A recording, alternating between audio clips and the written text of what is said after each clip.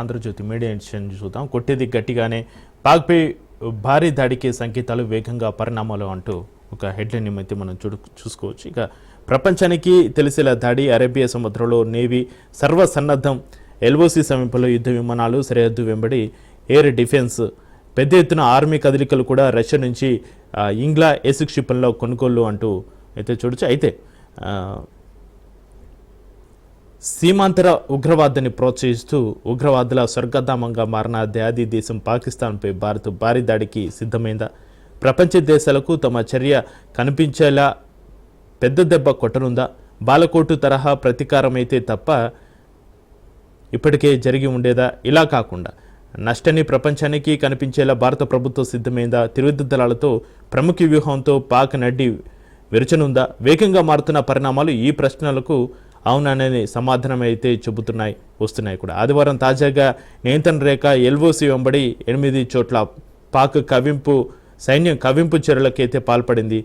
భారత్ ధీటుగా బదులిచ్చింది. సరిహద్దులో భారత్ భారీ సైన్యాన్ని, ఎయిర్ డిఫెన్స్ వ్యవస్థను మోహరించింది. ఆర్మీ కదలికల సమాచారాన్ని శత్రు దేశానికి పంపుతున్న 2 గూఢచారులు పంజాబ్లో అరెస్టు చేసింది. అరేబియా సముద్రంలో యుద్ధ విమాన వాహన నౌకను మోహరించడంతో పాటు పాకిస్తాన్ తీరానికి 95 నాటికల్ మైళ్ళ దూరంలో గుజరాత్ తీర ప్రాంతంలో నౌకాదళ విన్యాసాలను నిర్వహిస్తుంది. ప్రస్తుతం అయితే పాక్ అయితే రోజు రోజుకి కవింపు చర్యలకైతే పాల్పడుతుంది. దాంతో ధీటుగా భారత్ కూడా సమాధానం చెబుతుంది. త్రివిధ దళాలతో ప్రధాని సమావేశాలు అయితే నిర్వహిస్తున్నారు. మరోపక్క త్రివిధ దాడులకు సిద్ధం, బ్లూ ప్రింట్ రెడీ, వారంలో కార్యాచరణ, నిర్దిష్ట చర్యలు అయితే ఎప్పటికప్పుడు తీసుకుంటున్న పరిస్థితులు అయితే మనం చూస్తున్నాం. దానికి సంబంధించి ఆంధ్రజ్యోతిలో ప్రధాన వార్తగా తీసుకోవడం జరిగింది. అకాల వర్షం తీరని నష్టం అంటూ అకాల వర్షాలతో పడుతున్న ఇబ్బందుల గురించి కూడా మరో వార్తనైతే చూడొచ్చు. పలు జిల్లాల్లో వాన, ఎదురుగాల్లో బీభత్సం, కొనుగోలు కేంద్రాల వద్ద తడిసిన ధాన్యం, కూలిన చెట్లు, స్తంభాలు, నేలరాలిన మామిడి, సిద్దిపేట టోల్ ప్లాజా పైకప్పు రేకులు కూలి, కౌంటర్లు ధ్వంసమైన పరిస్థితి, గంటకు పైగా ట్రాఫిక్ జామ్ అంటూ నిన్న అకాల వర్షానికి జరిగిన నష్టాన్ని అయితే మనం ఆంధ్రజ్యోతిలో ప్రధాన వార్త చూడొచ్చు. ఇక పహల్గాం ఉగ్రదాడి, పాక్ చైనాల ఉమ్మడి కుట్ర.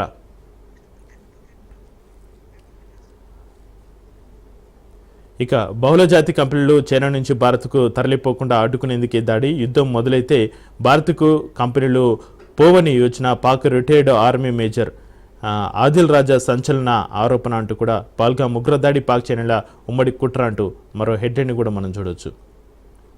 ఇక ఘాటుగా నీట్, హైదరాబాద్లో ఓ నీటి పరీక్ష కేంద్రం వద్ద విద్యార్థులని బెంబేలెత్తించిన ఫిజిక్స్ ప్రశ్నలు. 45 ప్రశ్నలు కానీ 25 రాస్తే గొప్ప అనే పరిస్థితి నిన్న విద్యార్థులు అయితే చెప్పడం జరిగింది. ఇక హైదరాబాద్, కరీంనగర్, కీసరా, పహాడీ షరీఫ్ మే 4 భౌతిక శాస్త్రంలో 16 ప్రశ్నలు బెంబేలెత్తించిన పరిస్థితి. రసాయన శాస్త్రంలో 15 ప్రశ్నలు బెదరగొట్టాయి. బాటనీలో 14, జువాలజీలో 6 ప్రశ్నలు చాలా కష్టంగా వచ్చాయని విద్యార్థులు చెబుతున్న పరిస్థితి. ఆ వార్తను ప్రధాన వార్తగా మనం చూడవచ్చు. ఇక ఒక్కరోజే 90 మంది అందగత్తెల రాక, మిస్ వరల్డ్లో పాల్గొనేందుకు నగరానికి చేరుకుంటున్న పలు దేశాల సుందరిమణులు. నేడు రానున్న మరికొందరు సంక్షోభ విమానాశ్రయంలో మిస్ దక్షిణాఫ్రికా జోలెన్ రెన్స్బర్గ్ అంటూ ఇంకో వార్తనైతే చూడొచ్చు. అయితే ఒక్కొక్కరుగా హైదరాబాద్కి అయితే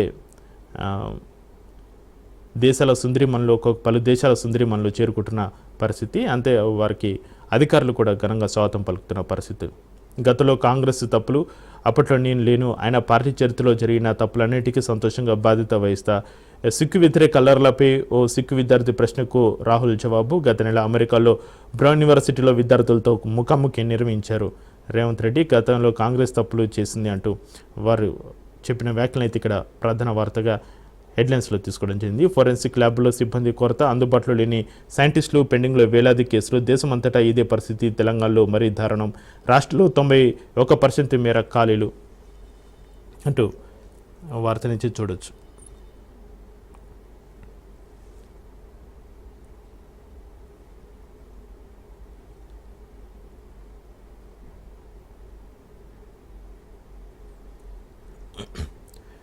అయితే మరో ప్రధాన వార్తను మనం చూడొచ్చు. అణ్వాయుధాలను వాడే పరిస్థితి రాదు అంటూ పుతిన్ వ్యాఖ్యలను ప్రధాన హెడ్లైన్గా తీసుకోవడం జరిగింది. ప్రస్తుతం ఈ వార్త వైరల్గా మారుతున్న పరిస్థితి. ఉక్రెయిన్పై అణ్వాయుధాలను ప్రయోగించే అవసరం రాదని రష్యా అధ్యక్షుడు పుతిన్ స్పష్టం చేశారు. యుద్ధానికి తార్కిక ముగింపు పలకడానికి తమ వద్ద తగినంత బలం ఉందని పేర్కొన్నారు. రష్యా అధికారిక టీవీకి ఆయన ఇచ్చిన ఇంటర్వ్యూలు త్వరలో ప్రసారం కానుంది. అందులో పుతిన్ ఈ వ్యాఖ్యలు చేశారు. ఉక్రెయిన్పై అణ్వాయుధాలను ఉపయోగించాల్సిన అవసరం రష్యాకు లేదు. 2022లో ప్రారంభించిన యుద్ధాన్ని మేము కోరుకునే విధంగా ముగించడానికి మా వద్ద తగిన వనరులు ఉన్నాయి అని చెప్పారు. మరోవైపు శనివారం రాత్రి రష్యా జరిపిన డ్రోన్ దాడిలో 11 మంది గాయపడ్డారని, వారిలో 2 చిన్నారులు ఉన్నారని ఆదివారం ఉక్రెయిన్ ప్రకటించింది. ఓబోలోన్ జిల్లాలో ఈ దాడి అయితే జరిగింది. అయితే ముఖ్యంగా ఉక్రెయిన్ పైన అణ్వాయుధాలను ప్రయోగించే అవసరం రాదని రష్యా అధ్యక్షుడు పుతిన్ అయితే స్పష్టం చేసిన ఒక ఇంటర్వ్యూలో స్పష్టం చేసిన వార్తనైతే ఇక్కడ మనం చూడొచ్చు.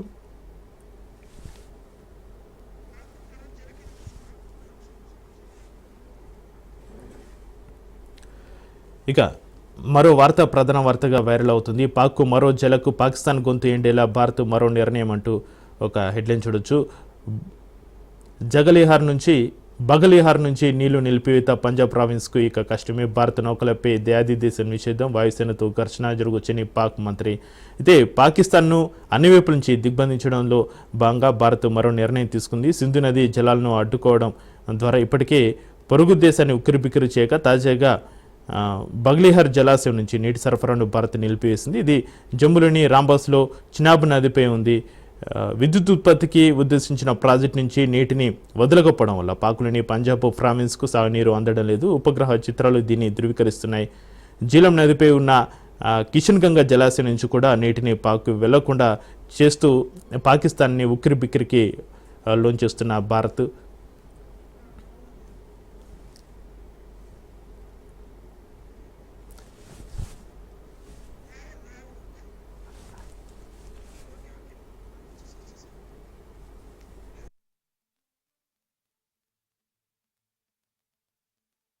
నమస్తే తెలంగాణలో ఏ వార్తలు ప్రధాన వార్తలుగా నిలిచాయో ఒకసారి చూద్దాం.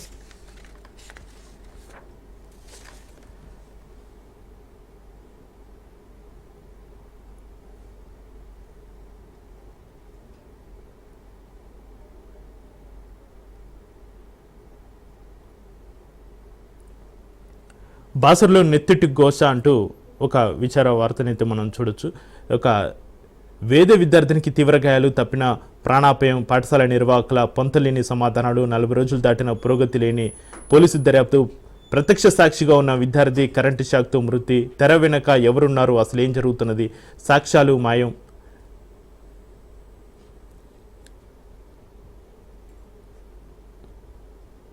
అంత అనుమానాస్పదం, నిజాలు నిగ్గు తేల్చారని వెలువెత్తుతున్న డిమాండ్లు. ఒక వార్తనైతే హెడ్లైన్స్గా మనం చూడొచ్చు. అయితే బాసర తెలంగాణలోనే కాదు, దేశంలోనే ప్రసిద్ధ పుణ్యక్షేత్రం.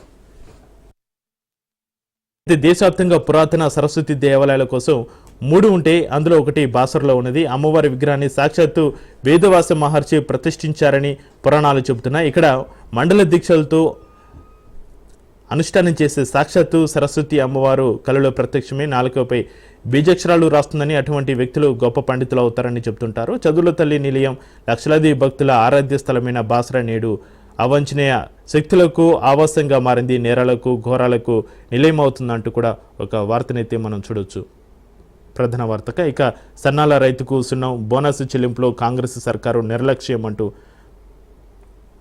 ఆదివారం సాయంత్రం ఉన్నట్టుండి ఈదురుగాలు, ఉరుములు, మెరుపులతో కురిసిన భారీ వర్షం బీభత్సం సృష్టించింది. రాష్ట్ర వ్యాప్తంగా పలు జిల్లాలోని కొనుగోలు కేంద్రాల్లో వడ్లు వరదలో కొట్టుకుపోయాయి. ముఖ్యంగా సిద్దిపేట జిల్లాలో తీవ్ర నష్టం వాటింది. సిద్దిపేట మార్కెట్ యార్డ్లో వరద నీటిలో కొట్టుకుపోతున్న వడ్లను ఎత్తుతున్న రైతు అంటూ ఒక వార్తనైతే మనం చూడొచ్చు. అకాల వర్షానికి నష్టపోతున్న రైతులకు సంబంధించి వార్తని.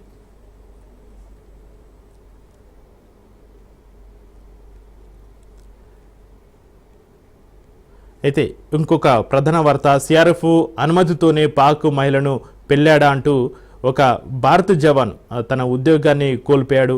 అయితే పాకిస్తానీ మహిళను పెళ్ళాడి ఆ విషయాన్ని రహస్యంగా ఉంచి వీసా గడువు ముగిసినా కూడా ఆమెను ఇక్కడే ఉంచాడన్న కారణంపైన ఉద్యోగం కోల్పోయిన జవాన్ మునీర్ అహ్మద్ సిఆర్పిఎఫ్ ఆరోపణలను ఖండించాడు. గతేడాది భద్రతా దళం ప్రధాన కార్యాలయం నుంచి తమ వివాహానికి అనుమతులు వచ్చిన ఓ నెల తర్వాతే తన పెళ్లి జరిగిందని తెలిపాడు. ఆదివారం అతడు జాతీయ మీడియాతో మాట్లాడాడు. పాక్ మహిళను పెళ్లి చేసుకున్నట్లు అధికారులకు చెప్పలేదనడంలో వాస్తవం లేదని అన్నాడు. జమ్ములోని గరోత్ర ప్రాంతానికి చెందిన మునీర్ తనను ఉద్యోగం నుంచి తొలగించడాన్ని న్యాయస్థానంలో సవాల్ చేస్తారని ప్రకటించిన పరిస్థితి. తన కేసును ప్రధాని నరేంద్ర మోడీ, కేంద్ర హోంమంత్రి అమిత్ షా, సిఆర్పీఎఫ్ పునఃపరిశీలించాలని విజ్ఞప్తి చేశాడు. నిబంధనలకు అనుగుణంగా అన్ని లాంఛనాలు పూర్తి చేశాను, ఎటువంటి తప్పు చేయలేదు, నా భార్య నా మేనమామ కుమార్తె ఆయన దేశ విభజన జరిగిన 1947లో జమ్మూ నుంచి పాకిస్తాన్కు వలస వెళ్లారు, నా భార్యతో నాకు ఆన్లైన్లో పరిచయం జరిగిందంటూ అప్పుడు ప్రేమలో పడ్డామన్న సోషల్ మీడియా కథనాలు అవాస్తవమని మునీర్ తెలిపిన పరిస్థితి. అయితే తన వివాహానికి ముందు సిఆర్పీఎఫ్ ఇచ్చిన అనుమతికి సంబంధించిన పత్రాలు, ఫోటోలను అతడు విలేకరులకు చూపించిన పరిస్థితి. నిన్న ప్రెస్ మీట్ పెట్టి అనుమతులన్నీ వచ్చిన తర్వాతే ఇరు కుటుంబాల నిర్ణయంతో వీసా కోసం ఎదురు చూడకుండా ఆన్లైన్లో వివాహం చేసుకున్నానని తెలిపాడు. క్యాన్సర్తో బాధపడుతున్న తన తండ్రి దిగజారుతున్న ఆరోగ్య పరిస్థితి కూడా తమ తక్షణ వివాహానికి కారణమని వివరించాడు. మునీర్ భార్య మోనల్ ఖాన్ ఫిబ్రవరి 28న అటారీ సరిహద్దు నుంచి స్వల్పకాల వీసాపై మన దేశంలోకి ప్రవేశించారు. మార్చి 14తో వీసా గడువు ముగిసిన దీర్ఘకాల వీసా కోసం చేసుకున్న అభ్యర్థనను పరిశీలనలోకి తీసుకున్న హైకోర్టు ఆమెను పాక్కు తిరిగి పంపకుండా నిలువరించింది. అయితే పీటీఐతో మాట్లాడుతున్న మునీర్ అహ్మద్ అయితే అతను ఉద్యోగం కోల్పోయిన జవాను వివరణ కోర్టును ఆశ్రయిస్తానని కూడా వెల్లడిస్తున్నాడు. ప్రధాని మోడీ న్యాయం చేయాలని ఆయన విజ్ఞప్తి చేస్తున్న పరిస్థితి. ఆ వార్తనైతే ప్రధాన వార్తగా చూడవచ్చు.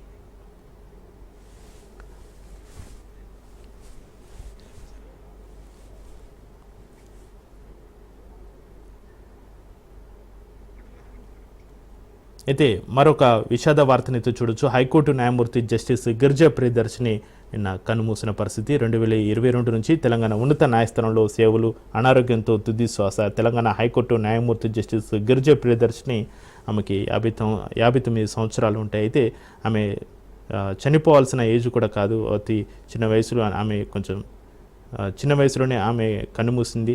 కొంతకాలంగా అనారోగ్యంతో బాధపడుతున్న ఆమె హైదరాబాద్ గచ్చిబౌలిని ఏజీ ఆసుపత్రిలో తుది శ్వాస విడిచారు. ఆమె మృతిపై న్యాయమూర్తులు, న్యాయవాదులు, హైకోర్టు సిబ్బంది కూడా దిగ్భ్రాంతి వ్యక్తం చేసిన పరిస్థితి. ఆమె అంత్యక్రియలు సోమవారం రాయదుర్గంలోని మహాప్రస్థానంలో జరగనున్నాయని కుటుంబ సభ్యులైతే తెలుపుతున్న పరిస్థితి. జస్టిస్ ప్రియదర్శిని విధి నిర్వహణలో నిక్కచ్చిగా ఉండేవారని కూడా, కేసులను లోతుగా పరిశీలించి తీర్పులు ఇచ్చేవారని కూడా పలువురు న్యాయవాదులు గుర్తు చేసుకుంటున్న పరిస్థితి.